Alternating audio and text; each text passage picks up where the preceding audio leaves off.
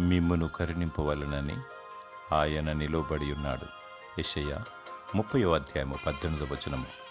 తండ్రి చిత్త ప్రకారంగా దేవుని ఆజ్ఞను పొందుకొని యేసుక్రీస్తు ప్రభువారి ఈ లోకాన్ని రక్షించుటకు ఆయన భూమికి తెంచాడు. ఏ పాపమెరగని యేసయ్య పాపి కొరకు త్యాగం చేశాడు, ప్రాణాన్ని అర్పించాడు.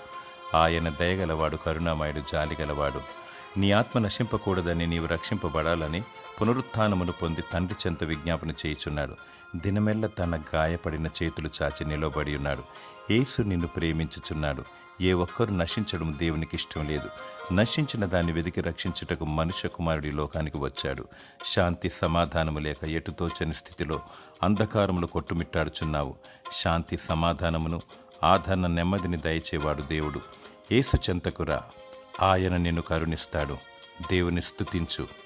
దేవుడు కరుణ కటాక్షములను కిరీటముగా నీకు దయచేయునుగాక. ఆమేన్.